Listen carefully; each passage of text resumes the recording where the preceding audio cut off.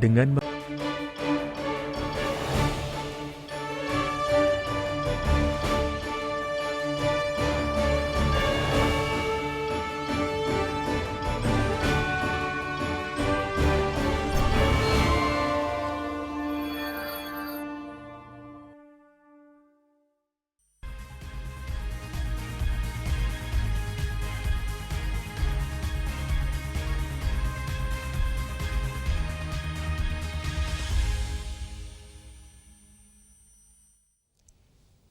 Apa kabar pemirsa TVR Parlemen dimanapun Anda berada, berjumpa kembali dalam program TVR 17 bersama saya Nazia Sudirja.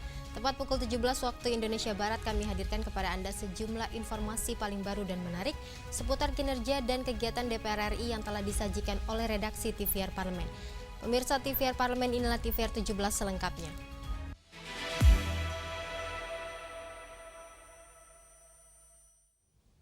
Pemirsa, Pusat Pengembangan Kompetensi SDM Legislatif Sekretariat Jenderal DPR RI menggelar sosialisasi sistem manajemen pengetahuan melalui LMS Akila untuk meningkatkan inovasi pegawai, terutama ketika mengalami mutasi, promosi atau memasuki masa pensiun. Dalam upaya memperkuat ekosistem pembelajaran dan tata kelola pengetahuan di lingkungan Sekretariat Jenderal DPR RI, Pusat Pengembangan Kompetensi atau Pusbangkom SDM Legislatif Sekjen DPR RI menggelar sosialisasi sistem manajemen pengetahuan melalui LMS Akila. Deputi Bidang Administrasi Sekjen DPR RI, Rahmat Budiaji menegaskan, pemahaman terhadap manajemen pengetahuan sangat penting, sebab tanpa sistem yang terintegrasi, pengetahuan, pengalaman, dan inovasi yang dimiliki pegawai dapat hilang, terutama ketika pegawai mengalami mutasi, promosi, atau memasuki masa pensiun. Ya, hari ini kita lakukan sosialisasi manajemen pengetahuan melalui LMS Akila.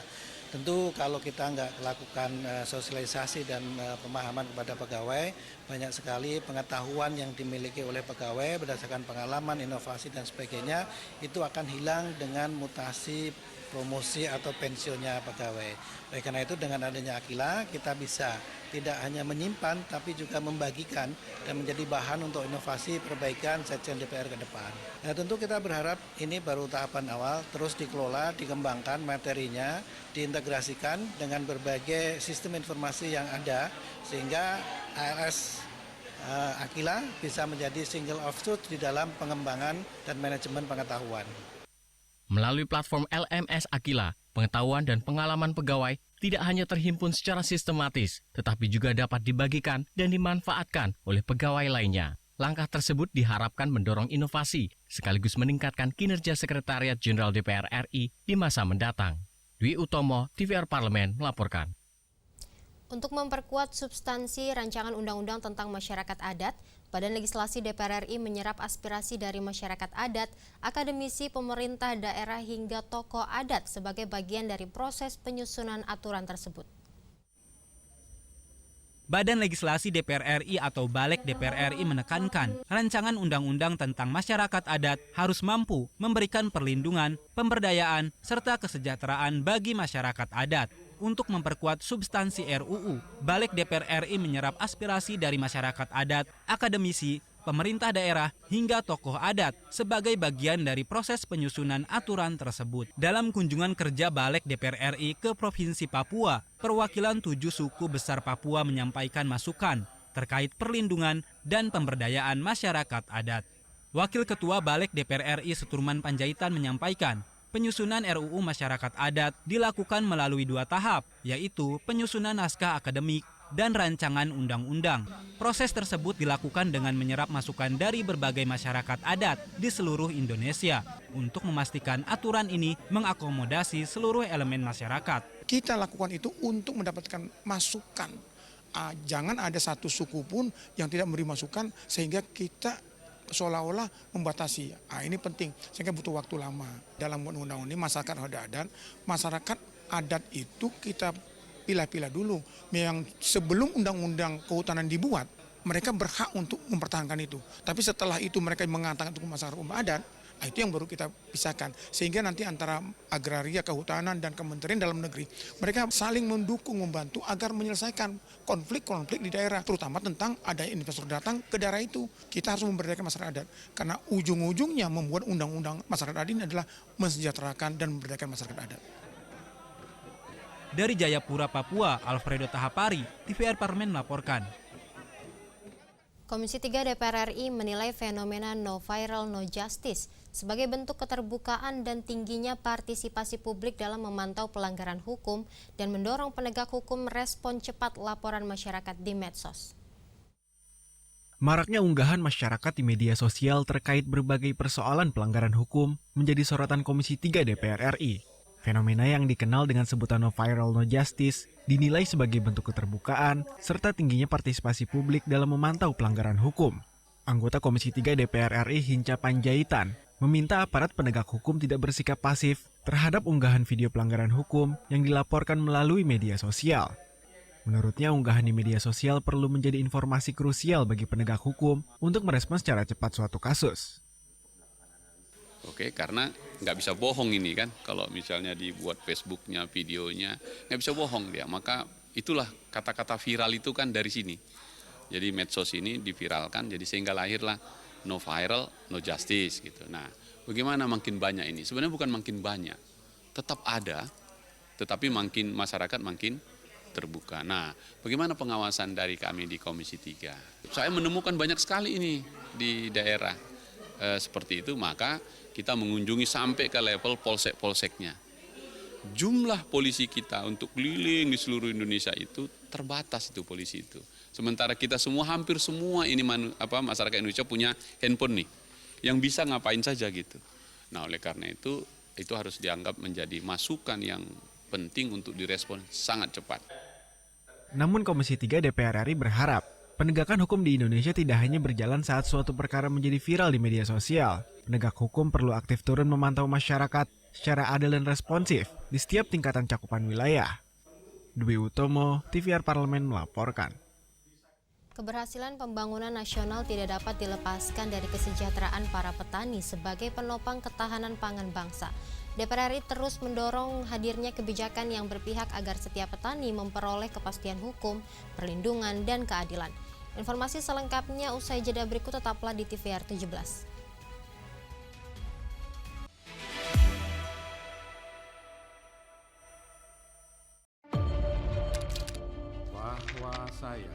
Bahwa saya demi Allah, saya bersumpah dan seadil-adilnya periode keanggotaan DPR RI hingga saat ini, yaitu terdapat 126 undang-undang yang telah selesai dibahas DPR RI.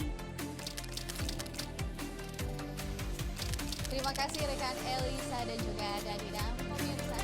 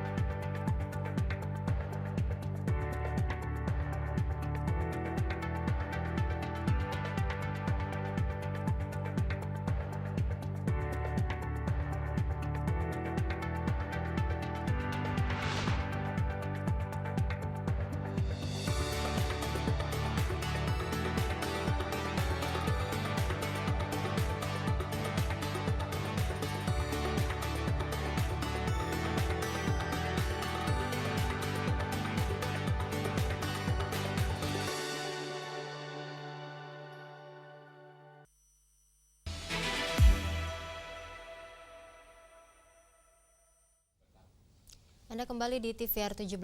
Pemirsa, keadilan bagi petani bukan sekadar harapan, melainkan tanggung jawab negara yang harus diwujudkan melalui kebijakan yang berpihak pada rakyat. DPR RI berkomitmen mengawal berbagai regulasi agar hak-hak petani terlindungi, mulai dari akses lahan, permodalan, hingga kepastian hasil panen. Inilah saatnya negara benar-benar menjamin keadilan bagi petani demi mewujudkan pertanian yang kuat, berkelanjutan, dan menyejahterakan. Simak liputan mendalam yang telah dikemas tim redaksi TVR Parlemen dalam segmen editorial Parlemen berikut ini.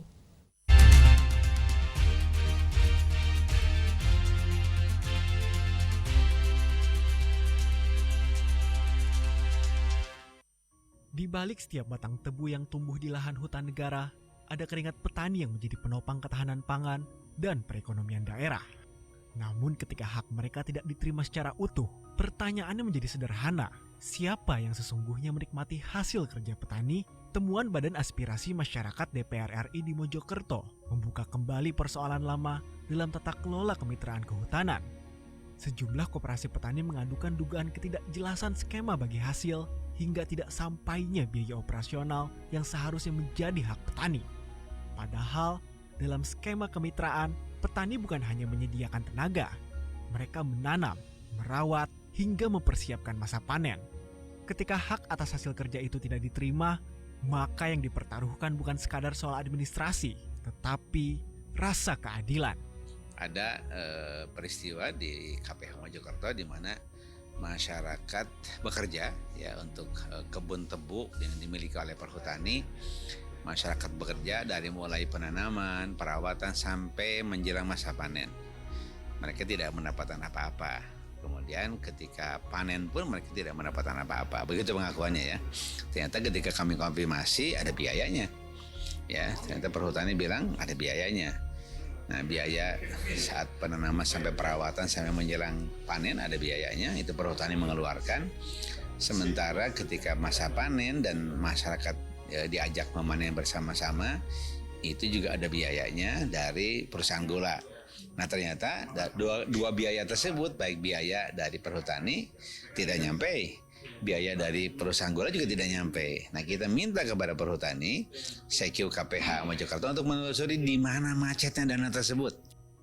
Persoalan ini juga memunculkan satu pertanyaan besar. Bagaimana sistem pengawasan dapat memastikan dana yang telah dialokasikan benar-benar sampai kepada mereka yang berhak? Jika perhutani dan mitra usaha menyatakan anggaran telah dikeluarkan, namun petani mengaku tidak menerimanya, maka penelusuran harus dilakukan secara terbuka dan menyeluruh. Setiap mata rantai penyaluran harus dapat dipertanggungjawabkan. Evaluasi menyeluruh terhadap pola kemitraan menjadi langkah penting agar permasalahan serupa tidak terulang. Kemitraan antara petani dan perhutani semestinya memberikan kepastian usaha, bukan justru menimbulkan ketidakpastian bagi para petani yang menjadi ujung tombak produksi. Gerakan ekonomi dari bawah ini betul-betul perekonomian mulai berputar dari bawah. Uang juga berputar dari bawah. Ya, sehingga dengan demikian ketika putaran uang ada di para petani lewat koperasi, putaran uang ada di bawah, kemudian diserap ya, baik itu diserap oleh pasar umum maupun katakanlah diserap oleh kebutuhan MBG umpamanya, kan ini sangat baik. Nah, dengan serapan pasar umum, dengan serapan dari MBG yang tentu kebutuhan telur, kebutuhan barang-barang pertanian, kebutuhan sayur hortikultura dan meningkat, maka kan akan ada denyut perekonomian di lapangan yang lebih baik. Nah, sehingga ya masyarakat bisa lebih sejahtera, itu yang kita inginkan kan. Bahwa kemudian di lapangan belum optimal, tentu perlu ada pengawasan, perlu ada supervisi dari para pihak terkait. Koperasi belum jalan dengan bagus, tentu ya pihak Kementerian Koperasi dengan segala perangkatnya untuk terus mensupervisi. Kemudian pertanian belum berjalan bagus, ya tentu Dinas Pertanian sampai kepada Kementerian Pertanian harus mensupervisi, termasuk peternakan pun seperti itu. Hasil pertanian juga harus mendapat ruang pasar yang lebih luas, baik melalui pasar umum, industri pangan, maupun program strategis pemerintah seperti makan bergizi gratis. Dengan demikian, nilai tambah tidak berhenti di tengah jalan, tetapi kembali kepada petani sebagai produsen. Kemajuan pertanian tidak hanya ditentukan oleh luas lahan atau tingginya produksi. Kemajuan yang sesungguhnya diukur dari seberapa adil sistem memberikan hak kepada mereka yang menggarap tanah dengan tangan mereka sendiri. Karena itu, temuan BAM DPR RI di Mojokerto harus menjadi momentum untuk membenahi tata kelola kemitraan secara menyeluruh. Setiap aliran dana harus dapat dipertanggungjawabkan, dan setiap program pemberdayaan harus benar-benar menghadirkan kesejahteraan. Sebab pada akhirnya, negara yang kuat bukan hanya dibangun oleh besar investasi, tetapi juga oleh terjaganya keadilan bagi petani yang menjadi penopang pangan dan perekonomian bangsa.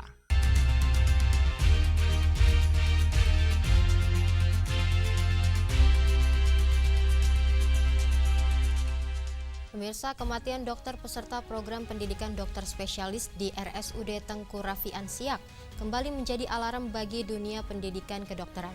Informasi selengkapnya jangan kemana-mana, tetaplah di TVR 17.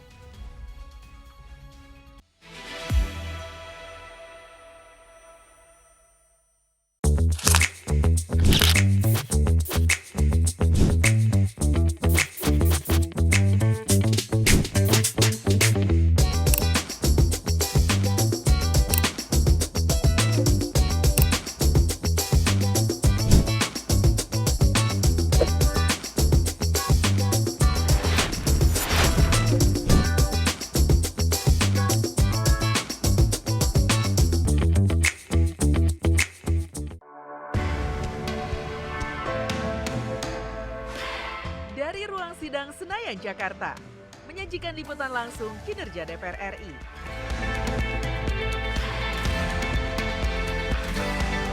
Dialog mendalam,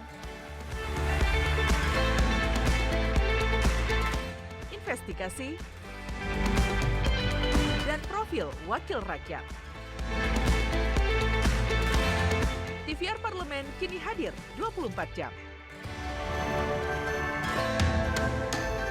81 tahun Indonesia merdeka, melangkah menuju bangsa yang berdaulat, adil, dan makmur. Gedung Nusantara kembali menjadi saksi langkah besar bangsa. Saksikan sidang tahunan MPR RI dan sidang bersama DPR RI dan DPD RI tahun 2026. Serta rapat paripurna DPR RI ke-1 dan penyampaian RAPBN tahun anggaran 2027. Disiarkan secara langsung hanya di TVR Parlemen.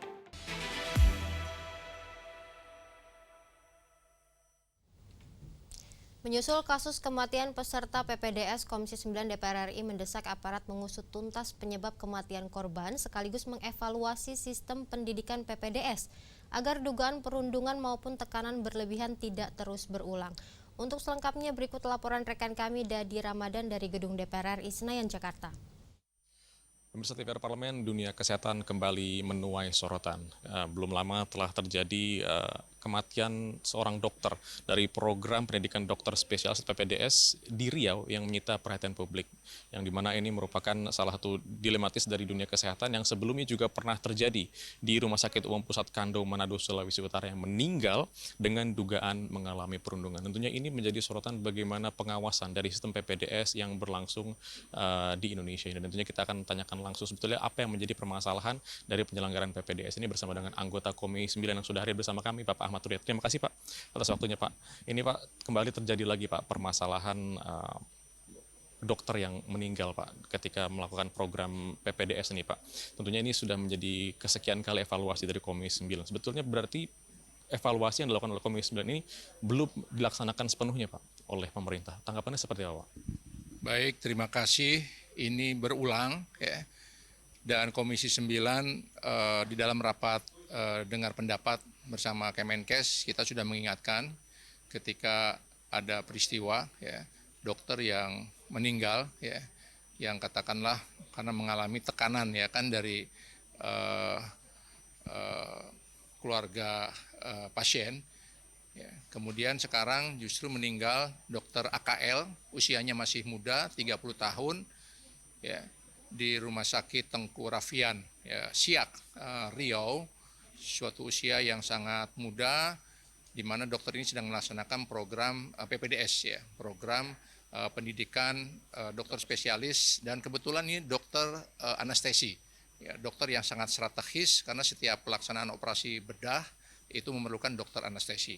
Tentu di satu sisi kami dari Komisi 9, saya Ahmad Riyad dari Dapil Jabar 5 Kabupaten Bogor merasa prihatin dan juga ini harus menjadi evaluasi yang kesekian kalinya ya, buat katakanlah program pendidikan dokter spesialis ini agar betul-betul dicari titik persoalannya. Ya, dan juga ini bagi Universitas Riau ya tentu berkoordinasi dengan aparat kepolisian harus memastikan ya kira-kira apa penyebab ya, karena ini meninggal tidak jauh dari rumah sakit ya, dari RSUD ya, di Semak Belukar ya, dan kebetulan juga dia sedang dicari oleh istrinya dan terdeteksi dari CCTV pergerakan ya, kebetulan istrinya juga seorang dokter ya, yang juga sangat masih muda di usia 31 tahun. Jadi kami Komisi 9 ingin memastikan ya, kepada Kemenkes dan juga aparat penegak hukum untuk bisa mendeteksi ya, sehingga dari hasil katakanlah penyelidikan ya, penyidikan itu dilakukan langkah-langkah yang jangan sampai terulang kembali ya. Demikian, karena dokter ini menjaga keselamatan jiwa atau pasien ya, dan juga dokter juga harus dijaga keselamatannya. Pak, kalau terkait dengan adakah dari Komisi 9 nantinya akan mendorong terkait bagaimana evaluasi Pak dari regulasi yang diterbitkan oleh Kemenkes dan juga Kemendikbudristek nih Pak untuk merevisi regulasi proteksi dan juga jam kerja bagi para dokter spesialis yang sedang menempuh dunia pendidikan Pak, seperti apa Pak? Komisi 9 sudah pernah mengundang Kementerian Dikti Ristek ya, dan juga Kementerian Kesehatan ya, bersamaan di ruang Komisi 9 ini, dan waktu itu juga sudah kami sampaikan ya, dan ini tentu harus menjadi suatu pelajaran agar sistem yang ada ya jangan sampai terlampau katakanlah overdosis ya, memberatkan yang sehingga menimbulkan depresi misalkan ya buat dokter, tapi dilakukan suatu sistem yang humanis, di sisi yang lain juga dengan pendidikan katakanlah dokter spesialis ini memiliki kompetensi ya, dan di sisi yang lain juga tentu bisa menjaga keselamatan para calon dokter yang merupakan katakanlah pahlawan ya, yang telah menyelamatkan jiwa pasien yang berobat, apalagi ini dokter anestesi ya. Pak, kalau terkait dengan nantinya kan ini akan ditindaklanjuti dan juga diselidiki oleh pihak aparat keamanan Pak. Lalu bagaimana Komisi 9 nantinya akan mengawal Pak agar untuk bisa mendapatkan keadilan dan juga keberadilan bagi keluarga korban Pak, terkait bagaimana penyelidikan ini nantinya bisa transparan dan terbuka kepada publik Pak? Kami Komisi 9 mengadakan rapat dengan Kementerian Kesehatan ya, meskipun itu rapat pertanggungjawaban pelaksanaan APBN tahun 2025, tapi saya akan juga menyampaikan ya atas kehadiran nanti Pak Menkes untuk bisa memastikan bahwa dari kementerian terkait bisa melakukan suatu langkah-langkah yang betul-betul profesional ya, yang melindungi keselamatan para calon dokter, apalagi dokter spesialis anestesi. Ya, saya juga pernah melakukan suatu langkah medis di anestesi. Kuncinya di anestesi. Ya, kalau anestesinya baik, maka operasi berjalan dengan baik. Tapi kalau anestesinya tidak kompeten, ya maka operasi juga bisa gagal. Jadi sangat strategisnya dokter anestesi ini. Baik, terima kasih Pak Ahmad Ruhyat Pak atas waktunya Pak. Dan pemirsa, tadi itulah pembahasan kita bersama dengan Pak Ahmad Ruhyat terkait bagaimana kondisi yang telah terjadi, yaitu ada seorang dokter yang ditemukan tewas dalam tugas pendidikan PPDS, dan ini tentunya Komisi 9 DPR RI akan terus memantau dan juga akan menanyakan langsung dengan Kementerian Kesehatan bagaimana tindak lanjut dan juga transparansi dari penanganan kasus terkait dengan kematian dokter di program PPDS ini. Dan pemirsa, sekian dari saya dari Ramadan, kembali ke rekan kami di studio. Terima kasih. Selanjutnya pemirsa, apa saja yang menjadi sorotan di media online nasional pada hari ini? Usai jeda tetaplah di TVR 17.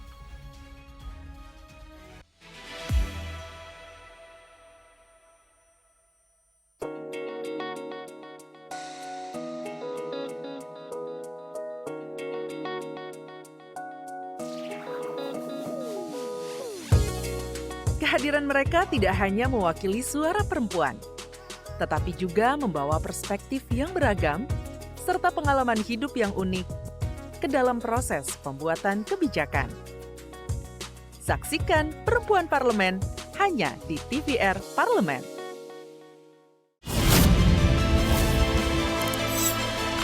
Halo, selamat siang pemirsa, senang sekali bisa menyapa Anda di sini, tentunya dalam talk show spesial penyampaian RAPBN bersama saya Elisa Purba dan tentunya ada rekan saya Salvat Rizky pemirsa. Jangan lewatkan talkshow spesial dalam rangka rapat paripurna penyampaian RAPBN tahun anggaran 2027. Hanya di TVR Parlemen.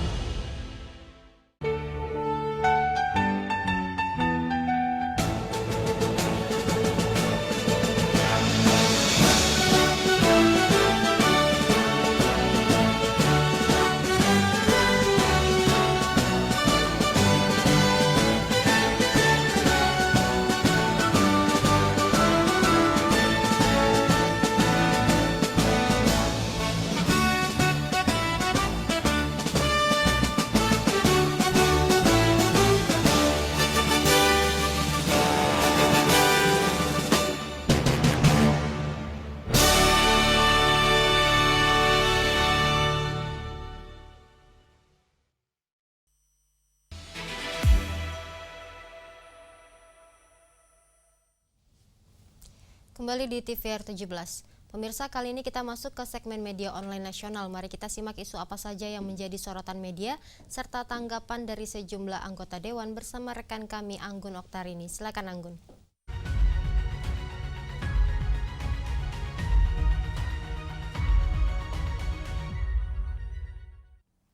Terima kasih rekan Nazia dan halo apa kabar pemirsa, kita akan membahas headline media online yang terbit di hari ini. Ini ada pembahasan pertama mengenai rencana revisi kenaikan gaji kepala daerah harus pertimbangkan kondisi fiskal masing-masing. Ini rencana revisi kenaikan gaji kepala daerah perlu dibahas secara cermat dengan mempertimbangkan kondisi fiskal negara. Jika kita lihat dari beberapa informasi pemirsa yang beredar di media online, DPR RI menilai setiap kebijakan terkait remunerasi kepala daerah di mana harus berpijak pada prinsip kehati-hatian, proporsionalitas, serta tidak mengurangi ruang fiskal pemerintah untuk membiayai program prioritas yang menyentuh langsung kebutuhan masyarakat. Nah, ini DPR RI juga mendorong agar pemerintah melakukan kajian komprehensif sebelum nantinya menetapkan kebijakan tersebut, termasuk melihat kemampuan APBN dan juga APBD. Nah, kondisi ekonomi masyarakat serta efektivitas belanja daerah ini mempengaruhi juga pemirsa keseimbangan antara penghargaan terhadap tanggung jawab kepala daerah dan juga kepentingan fiskal nasional harus menjadi pertimbangan utama sehingga kebijakan yang diambil tetap sehat, adil, dan berpihak pada kepentingan masyarakat. Pemirsa, kita akan beralih ke berita selanjutnya yang membahas mengenai media online. Amelia Anggraini ajak generasi muda tingkatkan literasi digital, hadapi bias algoritma. Ini dari anggota Komisi 1 DPR RI Amelia Anggraini ajak generasi muda untuk terus meningkatkan literasi digital di tengah derasnya arus informasi di ruang digital. Dalam pembahasannya pemirsa, DPR RI menilai kemampuan memahami cara kerja algoritma menjadi semakin penting karena setiap penggunaan dapat menerima informasi yang berbeda berdasarkan riwayat pencarian, interaksi, dan juga preferensi digitalnya. Nah, kondisi ini pemirsa berpotensi menciptakan bias algoritma yang membuat seseorang hanya melihat informasi yang sejalan dengan pandangannya saja. Oleh karena itu DPR RI kembali mendorong generasi muda untuk lebih kritis dalam menerima dan juga membagi informasi, tidak mudah terjebak dalam ruang gema atau echo chamber, di mana serta membiasakan diri untuk melakukan verifikasi terhadap berbagai sumber.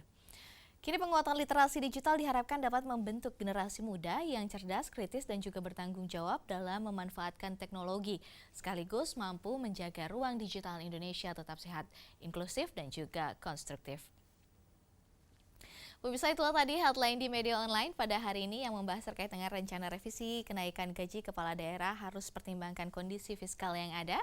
Dan juga ada pembahasan mengenai Amelia Anggraini ajak generasi muda tingkatkan literasi digital, hadapi bias algoritma. Saya Anggun Oktarini, kembali ke Nazia.